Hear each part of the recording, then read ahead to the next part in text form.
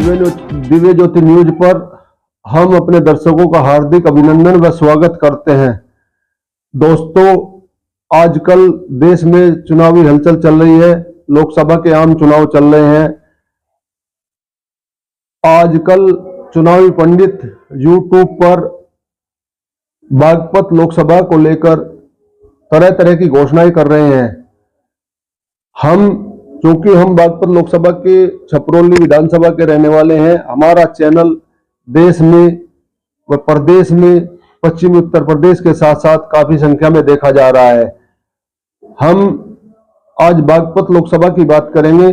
बागपत लोकसभा से वैसे तो 7 प्रत्याशी मैदान में हैं, लेकिन मुख्य मुकाबला एनडीए गठबंधन प्रत्याशी डॉक्टर राजकुमार सांगवान व सपा समर्थित गठबंधन प्रत्याशी अमरपाल शर्मा के बीच होता दिखाई दे रहा है। वहीं तिकोने संघर्ष में परवीन बैसला हाथी की सवारी करते हुए बसपा से नजर आ रहे हैं। दोस्तों, यह ऐसी वीआईपी सीट है जो चौधरी चरण सिंह की विरासत है। चौधरी चरण सिंह ने सन 1937 में बागपत के छपरौली से अपनी राजनीति की शुरुआत करते हुए अपने कर्म भूमि बागपत लोकसभा को बनाया। उन्होंने बागपत लोकसभा से अपनी कर्म भूमि की शुरुआत करते हुए देश के गृह मंत्री, उत्तर प्रदेश के मुख्यमंत्री और देश के प्रधानमंत्री के पद को सुशोभित किया।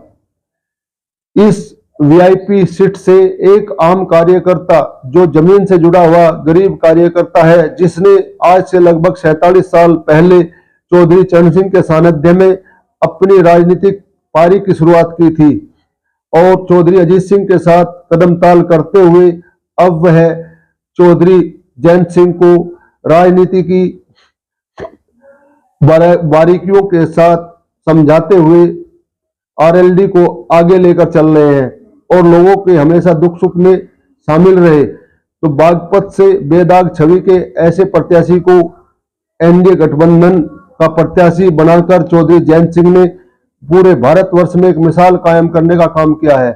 क्योंकि जो भी सांसद बनते हैं वो पैसे वाले या पावर वाले होते हैं, लेकिन एक गरीब आम कार्यकर्ता को टिकट देकर बागपत से सांसद बनाने के लिए मैदान में उतारने का काम जो पहली बार किया है वह चौधरी जयंत सिंह ने किया है।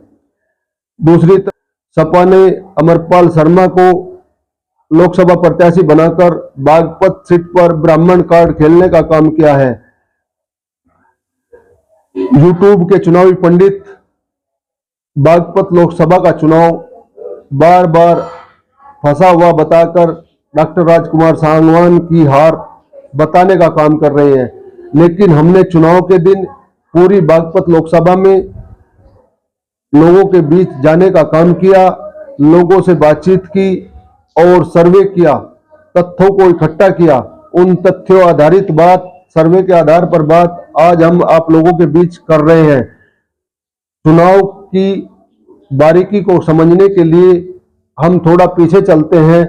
वर्ष 2004 में के आम चुनाव में देश में 58.7% मतदान हुआ और देश में कांग्रेस गठबंधन की सरकार बनी। उसके बाद वर्ष 2009 में 47.92% मतदान हुआ और सरकार दोबारा कांग्रेस गठबंधन की ही रिपीट कर गई। वर्ष 2014 की बात करें तो वर्ष 2014 में 66.75% मतदान, लगभग 20% मतदान बढ़ गया और बम्पर मतदान होने के बाद देश में सत्ता परिवर्तन हुआ और भाजपा गठबंधन सरकार सत्तारूढ़ हो गई। वर्ष 2019 की बात करें तो 2% लगभग मतदान घटा, 64.59% मतदान देश में हुआ और दोबारा से भाजपा एनडीए गठबंधन की सरकार सत्ता में आई। सत्ता परिवर्तन नहीं हुआ। अब बात करते हैं वर्ष 2024 के आम चुनाव की। वर्ष 2024 के आम चुनाव में 2 चरण का मतदान हो चुका है। पश्चिमी उत्तर प्रदेश में पूरे देश में 190 सीटों का चुनाव हो चुका है और पश्चिमी उत्तर प्रदेश में 16 सीटों पर चुनाव हो चुका है। पहले चरण का मतदान 19 अप्रैल को हुआ, तब भी मत प्रतिशत कम रहा, और दूसरा मतदान 26 अप्रैल को हुआ, उस दिन भी मत प्रतिशत कम हुआ। लोगों से बातचीत के आधार पर हम बात करते हैं इस मत प्रतिशत कम होने के कारणों की। आरएलडी का कोर वोटर और भाजपा का कोर वोटर नाराज दिखाई दिया, लेकिन नाराज वोटर ने या तो अपने यहाँ वोट ही नहीं डाला, अगर वोट डाला है तो एनडीए गठबंधन प्रत्याशी के पक्ष में डाला है। मत प्रतिशत कम होने का यही कारण रहा, और यही डॉक्टर राजकुमार सांगवान की जीत का आधार बन रहा है। डॉक्टर राजकुमार सांगवान इसीलिए चुनाव जीतते दिखाई दे रहे हैं क्योंकि मत प्रतिशत कम होने के कारण उनको अधिक मत मिलने की संभावना है। दूसरी तरफ कांग्रेस सपा गठबंधन ने ब्राह्मण प्रत्याशी उतारकर सोशल इंजीनियरिंग का जो कार्ड खेला है, और ब्राह्मण मतों का बंटवारा भी होता दिखाई दे रहा है। ब्राह्मण मत एनडीए गठबंधन प्रत्याशी को भी मिले हैं और सपा को भी मिले हैं। दूसरी तरफ समाजवादी पार्टी प्रत्याशी का बेस वोटर मुस्लिम और यादव है, लेकिन बागपत लोकसभा सीट पर यादव भी बढ़ते नजर आए। डॉक्टर राजकुमार सांगवान की बेदाग छवि उनको हर बिरादरी हर वर्ग से वोट दिलवा रही है, यही उनकी जीत का आधार बनता जा रहा है। डॉक्टर राजकुमार सांगवान हमेशा बागपत लोकसभा की जनता के बीच दुख सुख साझा करते नजर आए, लेकिन सपा समर्थित उम्मीदवार चुनाव के समय टिकट लेकर बागपत लोकसभा चुनाव जरूर लड़ रहे हैं, लेकिन इससे पहले वह साहिबाबाद से विधायक रह चुके हैं। बागपत लोकसभा में उनका जनता से जुड़ाव नहीं है, जनता के बीच में उनकी कोई पहचान और पैठ नहीं है।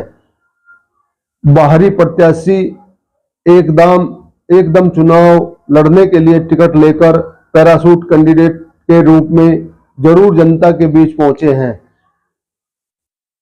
दूसरी तरफ एक बेदाग छवि के प्रत्याशी मैदान में है। अब देखना है चुनाव परिणाम कहां तक हमारे आंकड़े सही साबित होते हैं, कहां तक गलत होते हैं, क्योंकि जो आंकड़े हमने निकाले हैं उन आंकड़ों के आधार पर अगर बातचीत हम करते हैं तो डॉक्टर राजकुमार सांगवान की जीत का अंतर कम हो सकता है, लेकिन उनकी जीत निश्चित है। जनता ने अपना फैसला 26 अप्रैल को सुना दिया था, अब परिणाम 4 जून को आएगा। हार जीत का फैसला 4 जून को होगा। किसकी हार होगी, किसकी जीत होगी, यह तो आने वाला समय ही बता पाएगा, लेकिन हमने अपने सर्वे के आधार पर एक आंकड़े प्रस्तुत करते हुए आप लोगों को जानकारी दी है। हमारी जानकारी कितनी सही कितनी गलत साबित होगी यह तो 4 जून को ही पता लग पाएगा, लेकिन हमारा सर्वे सटीक और पुराने चुनावी मतदान और तथ्यों पर आधारित है। दोस्तों, आप सभी को नमस्कार। हमारी वीडियो को लाइक करें, शेयर करें, बेल आइकन को जरूर दबाएं। अगर वीडियो अच्छी लगे तो कमेंट में लिखकर आगे वीडियो बनाने के लिए हमें उत्साहित करें।